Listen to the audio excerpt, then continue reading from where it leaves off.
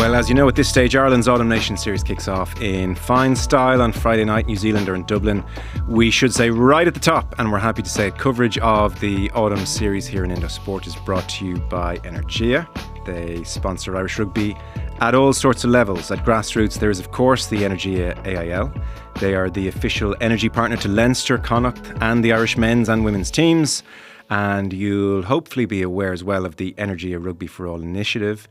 Very much supports inclusion and a welcome to everybody of all abilities to participate in the game. If you want to learn more about Energia Rugby partnerships and their exclusive home energy offers to rugby fans, then you can visit energia.ie/rugby. Ruaidhri O'Connor of the Irish Independent after his week off last. Who do you think you are? A week off. Air management, Joe. Good to have you back. And Andrew Trimble is in studio. 70 caps for Ireland between 2005 and 2017. And I was just on to you. I said, do you want to talk to us next week? You said, I'm in Dublin. So here you are. In person, yeah. 70 caps for Ireland, 0 marathons, unfortunately. So Always time, Andrew. yeah, it's tough. Will you change that at any stage, do you think? No, I've no interest. I hate running. Right. It hurts to run nowadays. Okay. I presume as a player it didn't hurt. There were times it didn't hurt at all. You're always carrying something, so you're never completely injury free. But yeah, generally, my back didn't scream at me as much as it screams at me now. Oh, is it not great now? Yeah, no, I'm being a bit dramatic here. I'm adding a bit of spice, a bit of drama in Test match week, aren't I? It's not that bad. Gordy Murphy did it. He's beaten the All Blacks alongside you when he's run a marathon, yeah. Oh, wow. And he's only a couple of months out of it, well, a year or two out of retirement, so it's pretty good. And a big hulking frame to be dragging around. Yeah, good engine on him though. True. Andrew and I have got to know each other a little bit on Virgin. He's dangerous. There was a period in our relationship where I couldn't tell if he was playing me and taking the mick out of me with everything that he said. Such was the dryness of the wit. We actually addressed it. Yeah, on air. Well, not quite on air. Share this with everyone. Numerous. I was like, "Are you taking the piss out of me?" I can't tell. I think I do that accidentally, but it provides me with something that I think a lot of people don't have, just to put it right in between. And I think the reason why it's so confusing is because I'm not quite sure what I'm doing. Because I vividly remember one day on the panel, obviously during the game, chatting away a little bit, and I was chatting to Rob Carney, who was next to me, about just trying to go to the gym a bit, and I was like, I'm starting to do weights, and I got to do all that. And Andrew sort of looks at me deadpan and says, "And what kind of weights are you lifting, Joe?" And I was like, I can't even tell. No, I knew what I was doing that time. Okay. So, Wikipedia tells me you've played New Zealand 7 times. Oh, wow, that's more than I would have guessed. Would you think so? Yeah. You have 6 losses and 1 win. Yeah. The 1 win, obviously, in Chicago. Please, let's talk about that. That's all. That is more or less all I talk about. This week is really all about me. The anniversary of Chicago. What can you tell us about Chicago that we might not know already? Most of the stories are probably already done the rounds, but it was, and it's hard to know retrospectively whether we made it special, because we obviously then kind of knew the way it panned out and knew the significance of the Axel 8 tribute, all those moments, and then the history in Chicago, specifically with Chicago Cubs winning the World Series. So a lot of that wouldn't have been talked about, or it's kind of retrospectively applied to what was a very special week. And then stories probably grow legs a little bit as well. So I'm sort of balancing it a little bit. But it was such a fun week. There was a level of excitement around that week, and it was when we were starting to get to the stage where we competed for 79 minutes 3 years earlier. So we kind of proved that we were able to compete for long periods. But the huge question mark was whether we could get to that next stage. So it wasn't physically or strategically or athletically what we could do on the pitch, but it was what we could do with our mindset, whether we could get that across the line. And Joe had hammered us loads and about that long period of time whenever Ireland were defending, and then eventually we all know the way that finished. So we had definitely not a cockiness, but there was a belief that was kind of, looking back at it now, we had no real right to have a belief, but there did feel like there was a sense of who knows. And we kind of felt like, okay, if we're ever going to do this, this is the best chance we've ever had because we're extremely well prepared. And that week was incredible as well. Everybody, like, it felt like a buzz. There was a buzz. I remember we were in a WhatsApp group and everybody was jet lagged. It was 4:30, 5 o'clock in the morning. Jimmy, he's texting the group and said, anybody want to go for a brew? And within like 10 seconds, 15 people replied, said, yeah, see you downstairs. So like, we were all excited to be in Chicago, new scenery, new environment. And we all went for coffee and the crack was good. And there was some slip of the tongue said something at lunch one day early in the week and said, Jesus, it's a great holiday so far. And Mervyn Murphy bit his head off, whoever it was. He was like, if Joe hears you call this a holiday, he'll go mental. So I think that kind of summarized, we were unbelievably well prepared, professional, diligent, detailed, all of that's good stuff that comes with Joe Schmidt. But there was definitely there was a fun approach to the week. We were visiting Chicago Bulls. We were at the parade for the homecoming for the Cubs. Weather was amazing. Yeah. And there was a lot of Irish in town. There was an excitement, an intangible thing. Again, I'm pretty sure that was there at the time, and I'm not adding that to memory retrospectively, but it felt like it was a very special week. Yeah. No, I think it was.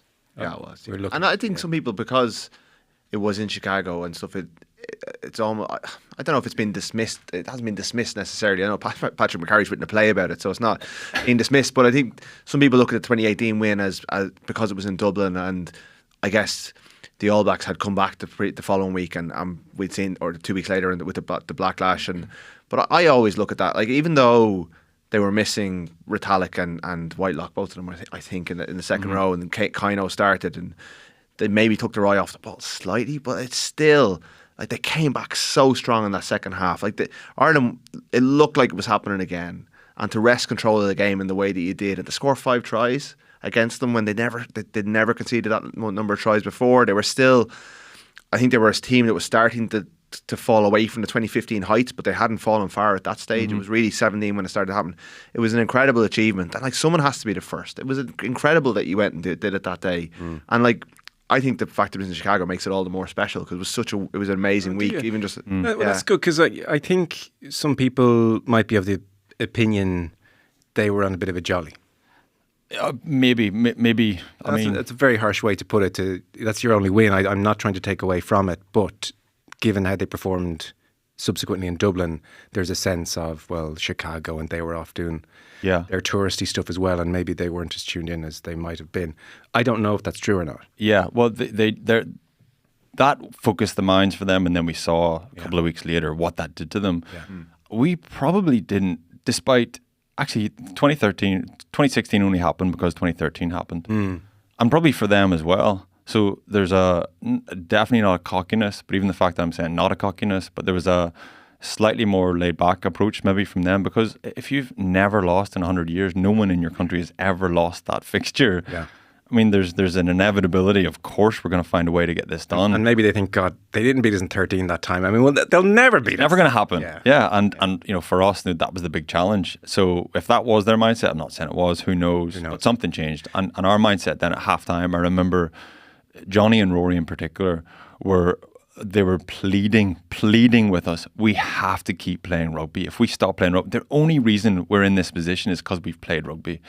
And then just that shift as well. We saw what happened the last 3-4 minutes in 13, and then that second half we didn't take Johnny and Rory's advice at the start of the second half, but there was something clicked and something changed, and we put the ball into Zebo's hands. He put it in behind. I think it was Murray come up with a big shot on someone. We got the scrum. Was it Naholo? Naholo, yeah.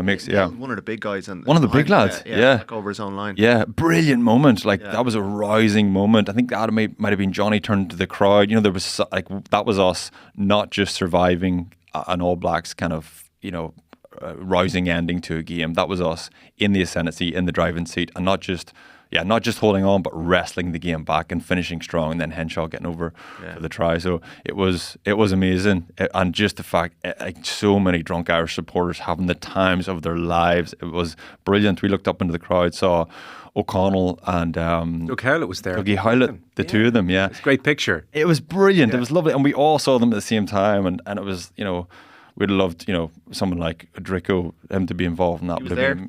He was there as well. Yeah, I saw him the night before. I didn't see him at the time, but we all saw Paulie and Penny for their thoughts. O'Connell, O'Driscoll. exactly. But Paulie he just looked. We just saw this look, and everybody was on the same page. It looked like we were looking at our parents, and they were so proud of us, and it was they were kind of sharing that moment a little bit. Yeah. And then there was one lad, I'll never forget, one lad dressed up as the Pope, and but completely poker faced. I mean, he was in character, really in character, and he kind of gave us a nod and was like, even the Pope is just so happy for us here. It was just everybody was having the crack, and it was a brilliant buzz after the game. Easy to forget Ireland left. Joe left Sean O'Brien and Peter O'Mahony behind. He said they hadn't done enough training, and that was a big talking point that week. So I mentioned a couple of the All Blacks that were missing, but he went with, didn't Josh start that game, or was it Geordie start? One of them did their cruciate, started, yeah. and then he did his cruciate, chasing back a disallowed on penalty advantage. It was called back, and he'd done his cruciate, and Josh came on. I think, if I'm remembering correctly. So, it was magic. In some ways, the 2 week later. Was it a week later or 2 weeks later? I think it was 2 weeks. It was 2 weeks. Must have been two, yeah. It So, was. can you remember the scoreline that day? I looked it up recently, actually, but I can't remember. I can't remember. 21-9. So Ireland only scoring 9 points at home to New Zealand. The enduring memory a lot of people have is Robbie Henshaw going off in a neck brace. Sexton went off as well, injured. CJ Stander was off the pitch as well. There was a ferocity to the All Blacks backlash that was big. It wasn't like they said, okay, let's go out there and show our New Zealand the DNA and quick hands and skillful rugby, and that'll teach these boys. It was back to basics, wasn't Let's go out and smash them. Yeah. And they did. I don't know, were you anticipating the physicality? Do you remember? No, I'm not sure. We once the final whistle went in Chicago, we went, lovely, brilliant, what a moment, historic, let's all celebrate and have a good time. Completely forgot about their perspective, where they are at. They're the first New Zealanders ever to get beat by Ireland. Hurting. That's a proud rugby nation. Devastated, hurting, getting abuse. Imagine how many WhatsApp groups just lit up, slagging the lads for creating history in the negative sense. And that hurt. If it had been, to your point, a week later, who knows, it mightn't have been as much, but it festered for 2 weeks. We came back to Dublin and there was a ferocity that I'd never seen before. And I think that kind of underlines, we talk about the All Blacks. I mean, they're like the Beatles. They're ahead of their time. They do stuff that no one else has done. All the rest of world rugby follow their lead. Yeah. They're the ones that understand this sport. So that's how we think of them. That's the New Zealand brand for us. But actually, the foundations of that is a competitiveness, a feistiness, a fieriness, just a pride in what they do. We do this best. We do this better than anyone. Yeah. And we saw all of that pride and ferocity. I mean, they scored within a few minutes. The second game in Dublin, and Israel Dag just turned and screamed at us. The other side of the pitch, it was a crossfield kick, I think it was, screamed at us, and we honestly, there was a couple of us on the deck, and we sort of go, we have really upset these lads. It was real. It was serious. I think Fikatola took Zebo's head off that day as well. Cards. Yeah. And there was something about, there was an intangible, well, it is tangible, I suppose, the amount of kind of injuries and big hits there were, but that's the basis of everything, and we saw that in all its fullest form. And based on your understanding of dressing rooms, that kind of physical response doesn't just happen by coincidence. It's not like as individuals, geez, I'm really up for it today, but this guy seems to be physically up for it too, and so does he over there. They would have had to talk about it that week, I would presume, or that fortnight, and prioritise it? I'd say so. I mean, we all remember like big Irish performances, and it's a physicality, but it's also a work rate and an energy, and there's something a little bit intangible. I all remember Irish games, often against England back in the day, whenever our talent was okay, we had a little bit of an ability, but really what got us across the line was that passion and pride and all of the old school rugby, traditional kind of approaches to the game. But there's something about one or two, maybe All Blacks leading that, and then that kind of trickling through the rest of the team. Andy Farrell would have talked quite a lot about, he used the phrase bounce in defence. So the bounce is the impact that you, through your body language, has on all the other defenders left and right of you. And that was, that could have been the case, or it could have been a preparation. We need to go somewhere that we've never gone before, whatever that is. Because I sort of am anticipating a similar mood on Friday, I have to say, Rory. From the All Blacks or from Ireland? Both. both. From New Zealand, because this 5-9 thing is still there. This rivalry now is not a good one for them at the moment. I even think 2022 and the series win on Kiwi soil, and you're just a shit Richie McCaw, and even the Sexton book. You know, I think from their perspective, he has broken ranks in bringing this up and going public with it. So I think that's all there, and it's like, we need to put these guys really back in their box, and let's do it in Dublin. And I think from the Irish perspective, revenge, they won't use that word. We'll talk about it where revenge features in a sports person's mindset with you, Andrew, but revenge for the World Cup quarter-final. Plus, I still think you have to remember that South African tour. The mood of that build-up to the second test was Andy Farrell telling his team in no uncertain quarters or terms, you let them physically bully you in that first test. You let Snyman take Craig Casey's head off. No one said boo. We saw the reaction in the second test. It was back to first principles.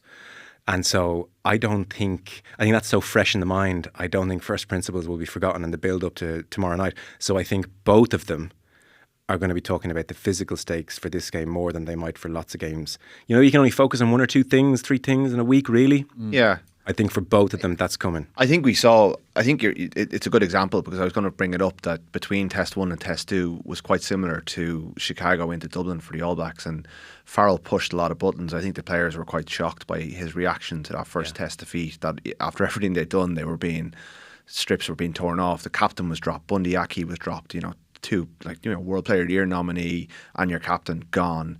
Aki wasn't even in the 23. And you saw that I think that was as physical an Irish performance as I've ever seen in that first half. Didn't they say, they all denied the Snyman moment was in the video clips, but they did say Farrell took them through a package of their body language and just their general aggression levels. Yeah. I mean, how kind of provocative is that? Andy Farrell is standing up going, look at that. Yeah.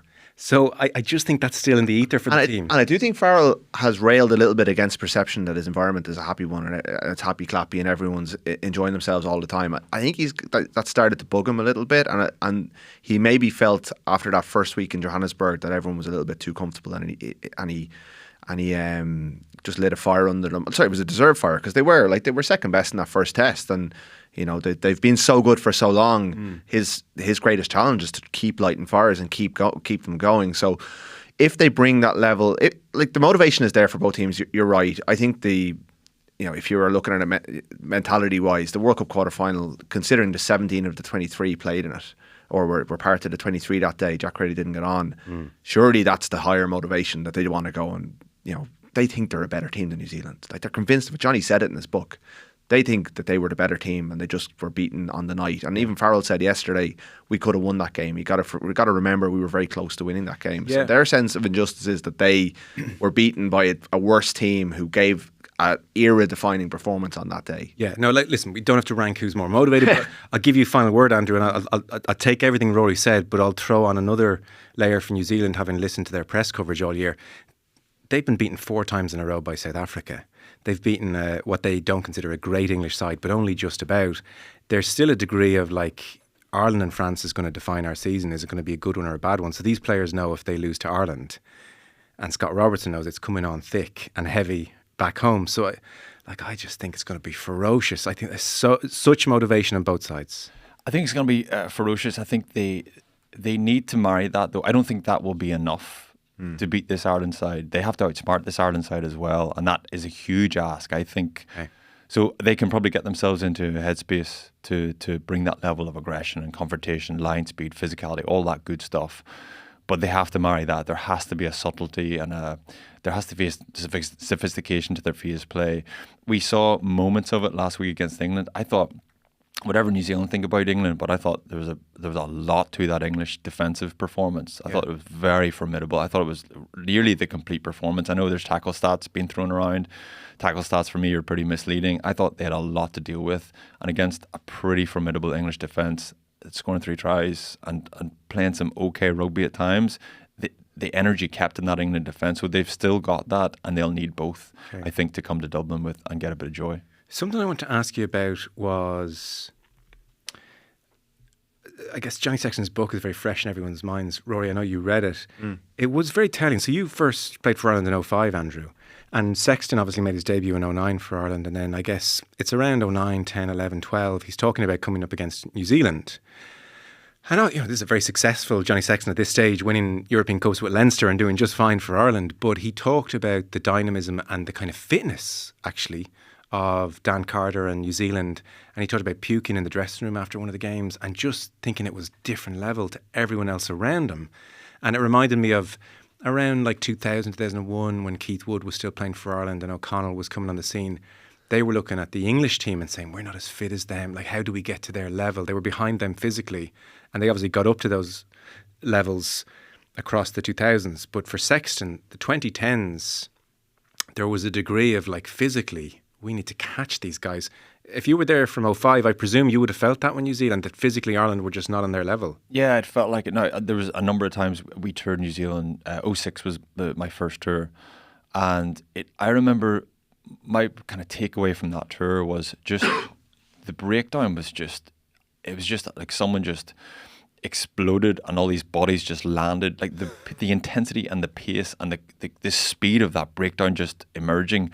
And maybe that's as a youngster at the time, kind of feeling like, oh my goodness, this is like another world, or not. This is like, is this rugby we're looking at? It just, I know that's New Zealand. Like, this is McCaw and these types of guys, But the physicality and the pace and the speed was incredible. We were like rabbits in the headlights, long periods, and that went on for a good few years. In my experience, to the point where we got put 60 points on us in. What year was that? 12. Yeah. And just we were just nowhere near it. To turn it around from 12 into 13 and then building that into 16 is a huge turnaround in Irish rugby. Something else from that period, I wanted to get your take on this general refrain that they only knew Brian O'Driscoll's name. I sort of wonder if that is true. I'm inclined to think that they knew everybody's names, give or take, and that maybe just in the media, it's hard to pull names, or maybe psychologically they don't want to give Andrew Trimble props publicly. Why would I boost his confidence? But I just can't marry high performance environment. We leave no stone unturned, which is their MO supposedly, with who plays on the wing for them? I refuse to believe they didn't know your name and everybody else's names. No, I think they wouldn't have known my name. In that first tour in 2006, I'd only played not even a full season of professional rugby. I was playing Ireland under-21s the year before, and Dougie Howlett was in the wing. Mills Miliana, maybe 15. Don't know who the other winger would have been. You don't think Dougie Howlett would have... Vivadu, it was. You don't think he would have cared to check your name? He is such a conscientious... No, he's different. I don't think Mills Miliana or Sivivatu would have known. Now, the difference between... I remember this being explained to me kind of in kind of the build-up to that game. I forget who it was, took me aside and said... Dougie Howlett is more of a kind of purist. He will be diligent, detailed. He will be conscientious. He'll be very, very well prepared. He's a guy who's, yes, he's got a skill set. He's pacey. He's got all that good stuff. But he's also a really good rugby player, and he's really professional. The other guys, there's just X factor. Muliaina maybe a little bit kind of a hybrid in between. Like Sivivatu was just X factor. Put the ball in his hands. He's got X factor. He'll get offloads, beat defenders. I'm pretty sure he wouldn't have known who I was. I just find that strange. Maybe if they're playing... Not specifically him. I'm highlighting but generally, him. Yeah. But a lot of their backline wouldn't have known who I was. Maybe if they're playing Namibia, but I just would have thought somewhere along a long... We were Namibia to them. Wow. Like, so what I don't know what they beat us that. And actually those tests probably weren't like the Hamilton 60-0. Yeah. But, I mean, the teams that we would have beat 60-0 back in the mid-noughties, there's every chance we wouldn't have known their names. You can do video analysis without learning the names of the people you're analysing. They probably would have known Ireland had a big winger. Yourself and Tommy, they probably were interchangeable at times, but they would have known the profile of the players they were coming up against. But if Sean O'Brien replaced Brian as the one player, because Kino always respected Shawnee, and they were miffed that Shawnee wasn't. Like, the only player they talked about in the build up to 2016 was like, why have you not brought Shawnee with you? Like, because he was the one who had their attention. So I do believe that certainly from a player's point of view, their name recognition wouldn't have been high, but they would have known what Ireland's attack shape looked like. They would have known what Ireland's line-out. They would have done the work, but they just wouldn't have necessarily spent their afternoons watching Champions Cup or Six Nations and kind of had the name. they're in their own little bubble down there, I think, at times. And certainly now, I mean, I was in Pretoria and a South African dad had his son with him as the Irish team walked into Loftus, and he was like, there's Cian Healy, there's Bundy Aki. He knew every player, and the kid was like, oh. And they obviously see URC, they're way more akin to it, but the Irish players are now, you know, they're seen as superstars alongside, you know, with the same kind of global profile as the All Blacks, as South Africa, as anyone. I think that's one of the big changes that's happened in the year since probably 16. So then, you know, when Ioane says to Sexton, enjoy retirement, you see. And Sexton... You're going to argue this ultimately a mark of respect?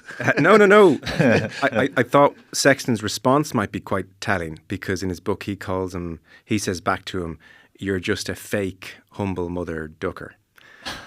And so do you think, I don't want to get you in trouble, do you think there's a perception within the Irish fraternity at large, within other teams, that this whole New Zealand, we sweep the dressing room stuff, this humility piece is BS?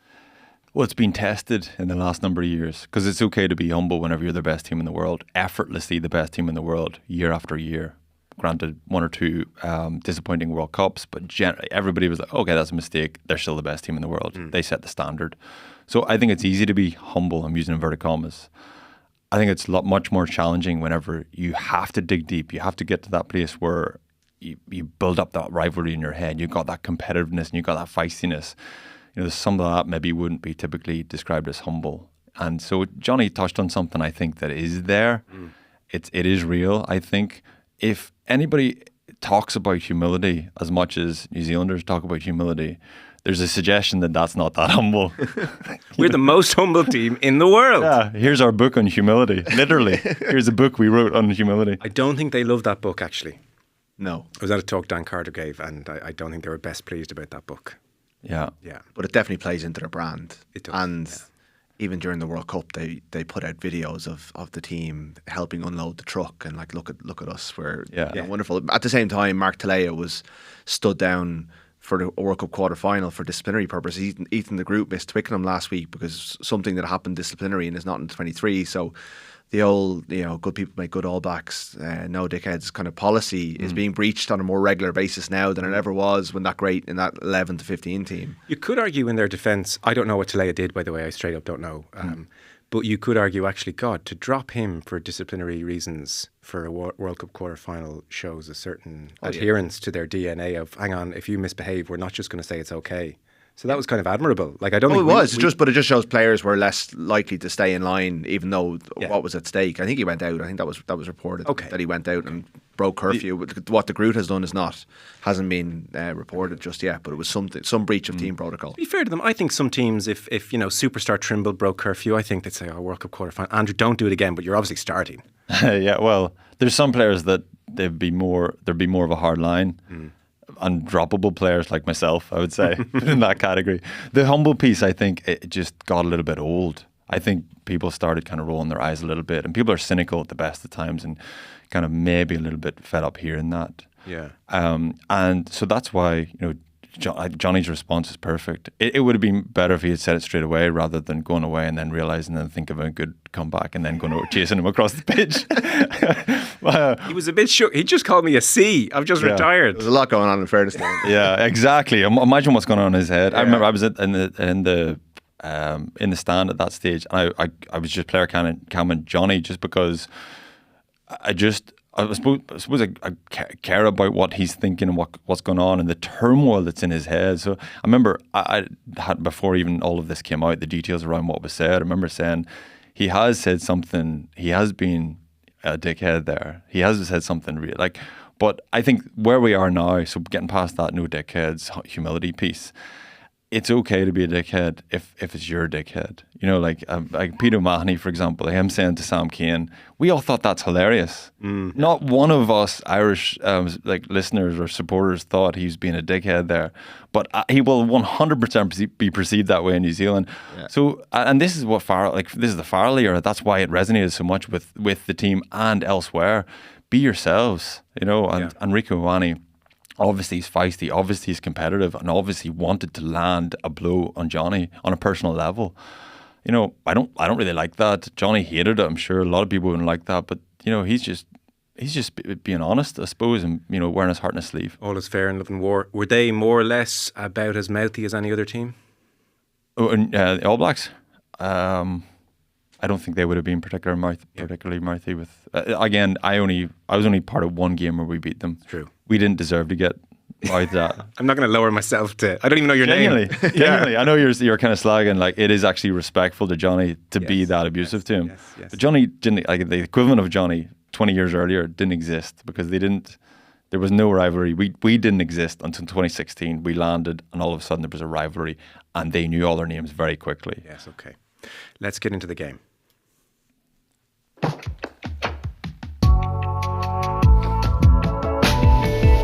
So for what it's worth, Ireland are top of the world rankings.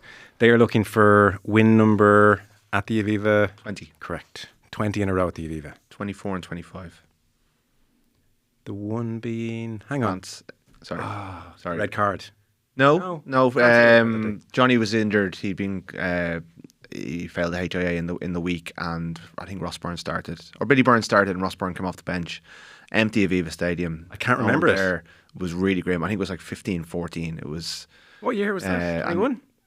21, yeah, right in the height of the pandemic. And then... Do you remember that? No. Don't France won the Grand Slam that year. They celebrated wildly in the dressing room. It was a massive moment in their development. Yeah. And it looked like that was the result that put Andy Farrell under enormous pressure. For the England games. And then they went to Italy the following week, or 2 weeks later, and won. Yeah, okay. God, I have no memory of it. Yeah. No. We've blanked out the fact that Farrell didn't have much joy at the start. Yeah. We seem to have forgotten that in general, that whole period. But it did take them a while to kind of find their feet. Andy Farrell was asked if revenge will be a theme for the week. Always answering no to that He question. said, no, it's not. That's the truth. Yes, you got me. So look, I don't think lads would use the word revenge. It's a little bit too grand. But I presume across the week there's a degree of we owe them for last year talk. Yeah, I'd say so internally. And even if it's not kind of formally mentioned or presented on, everybody will be thinking that, okay? I'd imagine in the 5 minutes of right, on your feet, let's go, dressing room on Friday night, someone's going to say, we owe these. Yeah. Yeah, I would think so. Absolutely. Is it useful? Is it helpful? Is a little bit of revenge, frisson in the air a good thing? Yeah, we've talked about it a number of times, or even in this conversation, about how a backlash, there's something intangible about that body language, energy, whatever that is. It definitely brings something else. How good are New Zealand, Rory? They're dangerous. They're massively dangerous. I don't think they're anywhere near a complete side, and I don't think they're anywhere near the team that Andrew was part of a team that Ireland beat in 2016. Like the level they were at then, I think they've been in decline ever since the 2015 World Cup. I think 16 was the start of it. The 17 Lions tour was when I really realised that these guys are vulnerable. I remember Steve Hansen came into the media before the third test and talked about maybe we should start taking results a little less seriously. We need to just focus on the human side of things. And you're listening to the All Blacks coach preparing the media for a potential test series defeat. The following year, Ireland beat them in Dublin. And just year on year, they've come back to the pack. They haven't won the last 2 World Cups.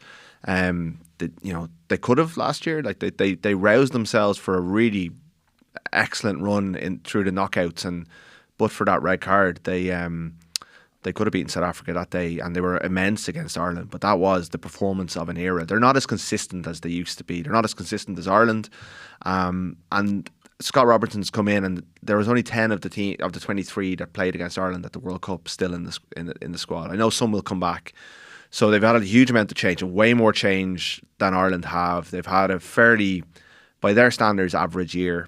Even though they ran, they've been in a lot of tight games. They've won some of them against England. They've lost some of them against South Africa. But they're definitely not the force that they once were. But they have a back three that is still probably the most dangerous, apart from maybe South Africa in World Rugby. They have a 10 who, if he gets good ball, can cut you open. They've got Jordy Barrett. They have a scrum that's improving and possibly has the edge on Ireland this weekend.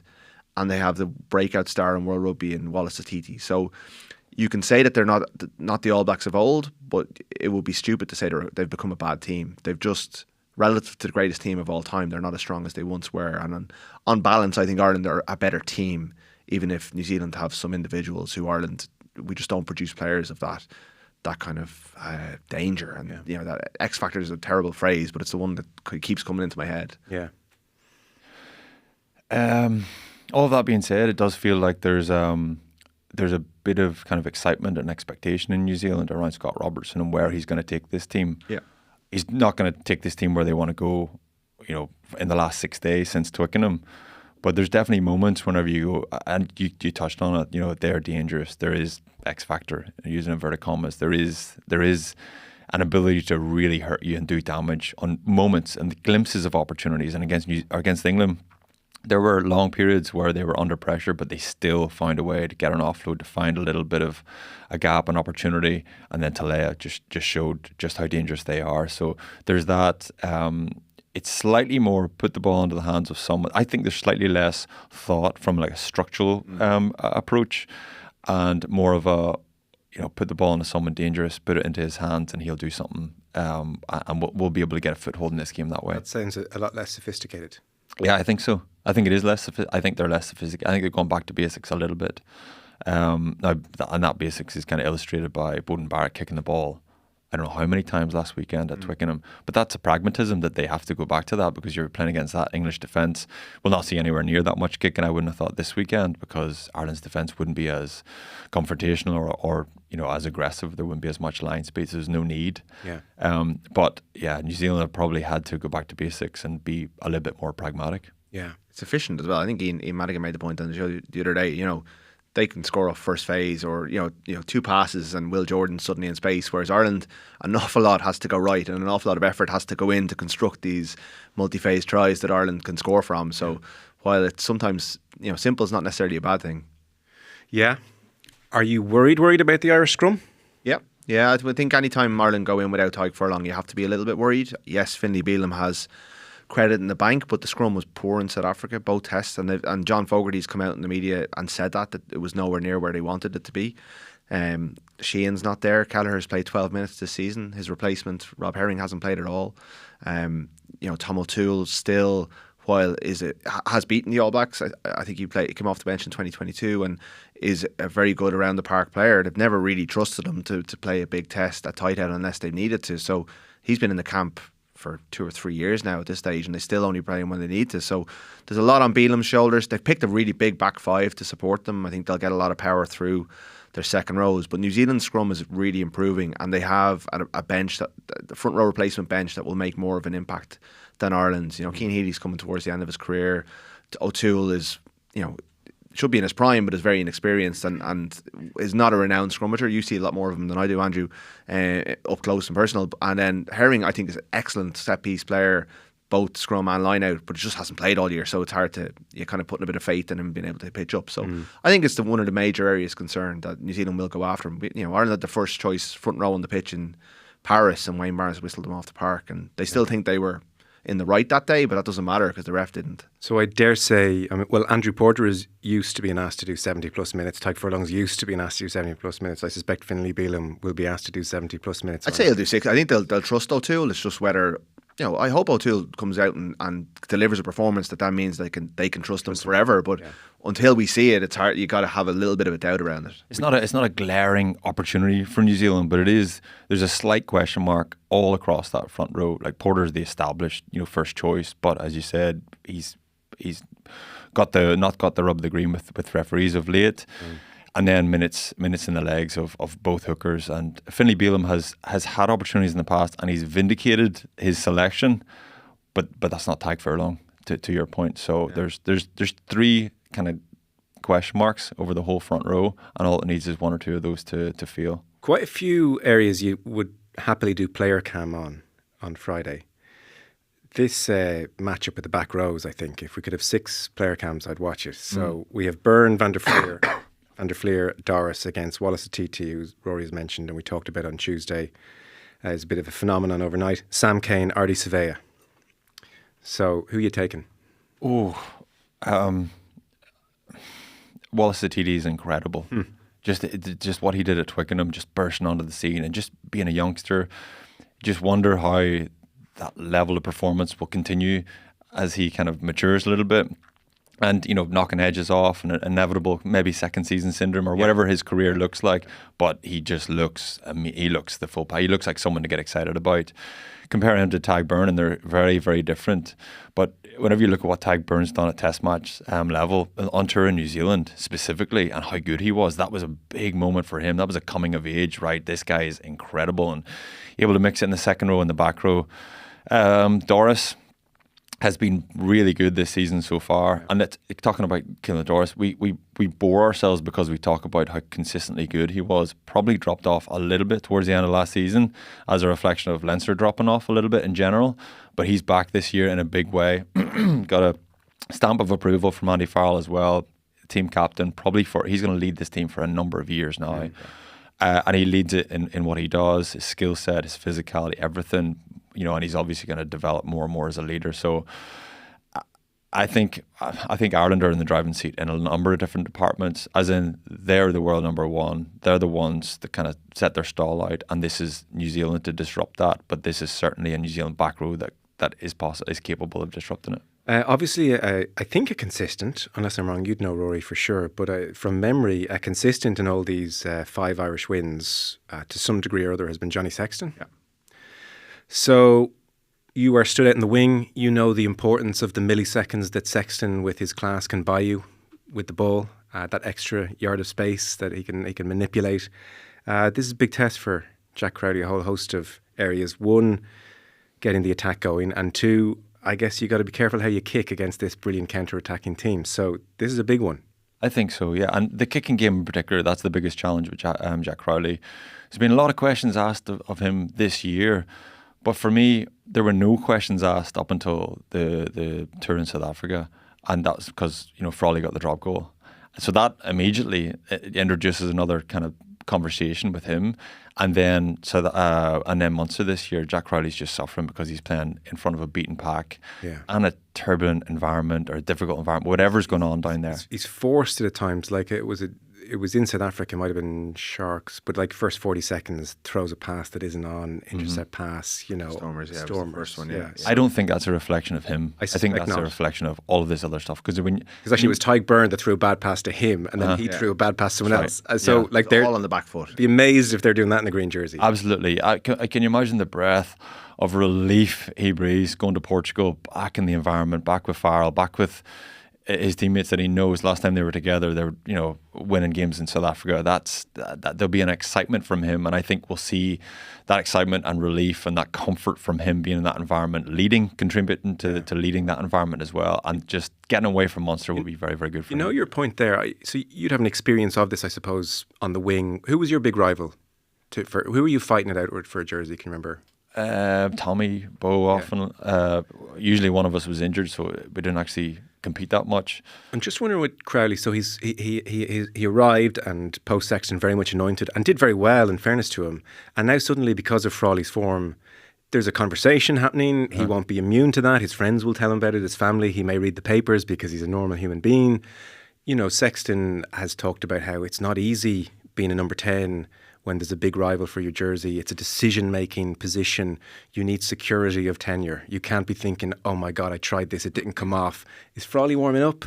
And so this is now Crowley makes a mistake. Now he seems mentally strong, but makes a mistake. 1, he has to deal with the pressure of, God, I'm wearing the 10 jersey, I made a mistake, which he's been very good at thus far. But now added to that, is Frawley warming up?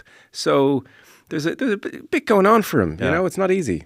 Someone like Johnny will he'll tell the story that way because that's probably the environment he would have preferred to have been in. But no doubt the competitiveness with Rog made Johnny better. I would say, no doubt. I mean, he talked about, seeing his face behind the sticks. He's not, maybe it made him better in the long term, but he talks about 9, 10, the 11 World Cup, O'Driscoll sort of saying to him, come on. Like, can we see Leinster, Johnny? He's like, I don't even know if I'm fucking starting. Mm-hmm. How am I meant to run the week? So he thinks 9, 10, 11, obviously Rog fell away at 12. He wasn't as good for Ireland as he was for Leinster because of Rog. Maybe even long term then. So Johnny talked, when we saw like a real evolution of Johnny as a leader, as a player, everything. And maybe we never would have seen that really mature. He'd concede that. So maybe in the long term made him better, made him more possessed, more obsessive. But in that 2-3 year period when Rog's face is on the screen, he doesn't feel it. He was better for Leinster than Ireland, he feels, and it was because of the intensity of that. It's a real catch-22, you know. Well, it's not that different though. What we're talking about with Jack Crowley experiencing that tension and that competitiveness now, and competing for that place. It's not that dissimilar from the expectation that he would have had, taking on the mantle, the 10 jersey from Johnny when Johnny That was retired. pressure enough anyway. That was pressure enough, yeah. And it's just the expectation from people, or can you achieve under these circumstances? Can you deliver? I guess he's clear enough for Frawley, would you think?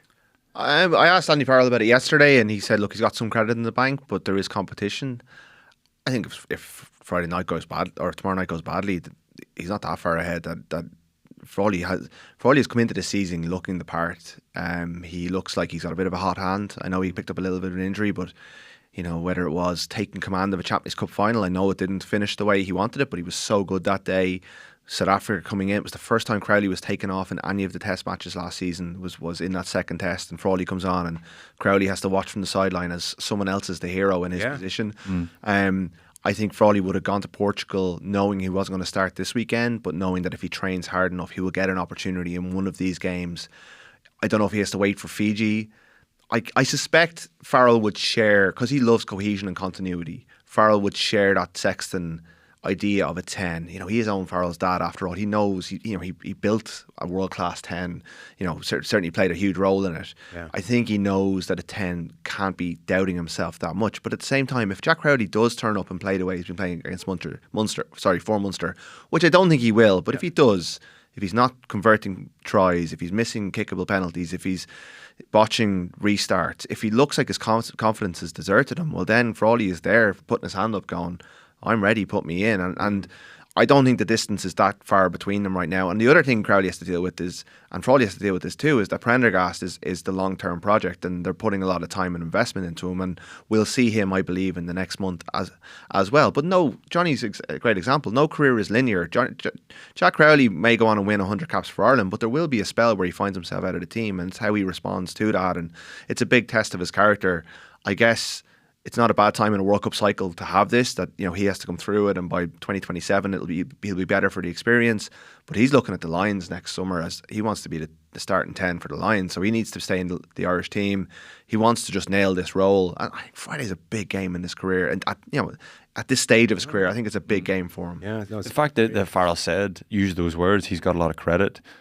He's effectively admitting he's not playing as well as we have seen him in the past, and we understand if it's based on form, it's credit is the reason why he's been selected. Not a form selection. Exactly, yeah. And he absolutely does have credit, and he deserves, because there's context here, and the context is Munster, the environment is not a healthy one for one reason or another, and his performance are a reflection of that. Yeah, I think Ty Burns in the same boat as well. He did say there was a couple of players in that boat that he felt, because McCarthy's barely played as well, even though I don't think there's any doubt over his ability. So there's a few of them who are coming in with no form, so that's a little bit of a risk for Ireland. Yeah.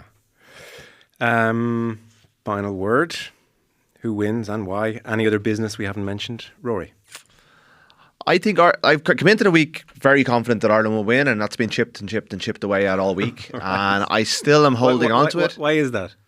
I think the Tadhg Furlong, we can't underestimate, we can talk about tactics and all that sort of stuff, but you do want to have your best players on the pitch, and he is still arguably the best tight head in the world, and he's certainly in that conversation. And you take him out of the team, it's a major risk against one of the top 4 or 5. Like Farrell said it yesterday, there's only a score between them every time they play. We saw it at the World Cup, we saw it in Twickenham last week, we saw it during the Six Nations, we saw it in South Africa. These are tight games decided by refereeing decisions, by selections, by all these things. And Furlong, to me, moves the dial a little bit. But I think Ireland, you got to just fall back on their record. The fact that they just beat South Africa in their last game. I think we kind of, the longer it is away from them, you kind of forget how good they are. And then they come out on Friday night and they'll remind you, geez, this is a good team. And they know each other so well. They know the game plan. They're more established team than New Zealand. They've got a great coach. They've got a good 15. Like that 15 came out yesterday. Even just watching people from other countries react on social media, it was almost like when the Box named their team and everyone kind of loses their mind, because it's such a good team on paper. It's a decent bench, very experienced bench. I thought he might have gone with Baird and maybe Casey to keep tempo up, but he's gone with Henderson, O'Mahony coming on, leaders, club captains, coming in. influencing the game home. I think there's enough there to beat New Zealand, but it wouldn't surprise me if the All Blacks pulled something out of their bag and sucker punched them. Even when they won in 2022 Ireland, they were behind at half time because they dominated for 40 minutes and New Zealand scored from nothing, an overthrow line out, and I think it was Cody Taylor draws the defender, gives it to Will Jordan, who's scored every time he's played against Ireland. Like, they have these people, it just takes them less effort to score. So yeah. I'm less convinced than I was at the start of the week, but I think they will win. I do really like that about Farrell, by the way. He's such a great selector. Like, I love that Bundy Aki turning 35 next birthday. You're still in. Peter O'Mahony, you're still in. Conor Murray, you're still in. I think he talked yesterday in the press conference about, I'm not throwing people in if they're not ready. But equally, he's not afraid to say Jamie Osborne, in you go, full back. No one saw that coming. Yeah. He's just, like, I mean, I'll get your final prediction in a second, Andrew, but I presume to be a player, like, he's none of this business of, I'm picking a team to win in 6 months' time. It's like, let's just take care of today and we'll worry about tomorrow. Yeah, he's got a really good balance, doesn't he? Because he there's definitely players that he trusts and they get selected. If it's ever a 50-50, he goes for them. Henderson, Murray, these types of guys, experienced heads, Pete, and all coming off the bench. There's no doubt that that's not a coincidence. He wants experience coming off the bench, so he maybe expects this game to be a little bit tighter in the balance. But that's when you get your experienced heads in the game making decisions. And that's a good thing. When you've been out there, you want that. I think so. I think that's a good thing. Now, England did that last weekend and it backfired. You know, keep the youngster. He's not young anymore, Smith. But, you know, like that, he was the perfect, George Ford was the perfect man to get that game across the line.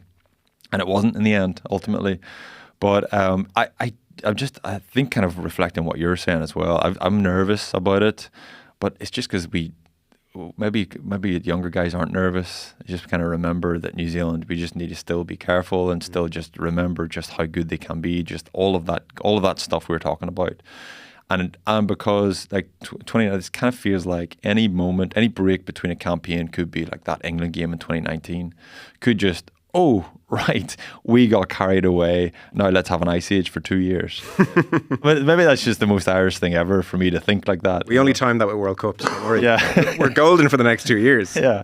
So there's a number of reasons, number of times I've maybe anticipated that since, and it hasn't happened. Yeah. So what do we learn there? Farrell always gets this team ready. Yeah. No World Cup hangover. Go out and beat France away. Exactly. Hit the ground running, yeah. So it feels like, and I'm more inclined to, because there's enough, we've seen that enough times, I think I'm more inclined to expect that. You're giving Andy Farrell credit in the bank.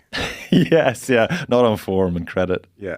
So, bookies of Ireland by 6? There's too much. Too much. Yeah. Tighter than that. Yeah. Very good. I'm, by the way, just picture. So you're there for Virgin on tomorrow? Pitch side, yeah. Colleagues. So I'm just picturing all the New Zealand of your vintage doing similar pitch side and you going up to Mills and going, hey Mills, and him saying, hey mate. Oh dear, that's not fair. Andrew Trimble, what a pleasure having you in. Thank you so much. Thanks, fellas. Ruaidhri O'Connor of the Irish Independent will be there tomorrow. I presume recording a post-match podcast as well. So On the Whistle podcast coming your way, and Rory's pieces as well across the weekend on the website and in the paper. Thanks again to Energia, who are very much our sponsors for the autumn series, and we will talk to you tomorrow. Cheers, fellas. Great. Nice one, lads. Enjoyed that. Great. Yeah, enjoyed that. Really good. Cheers.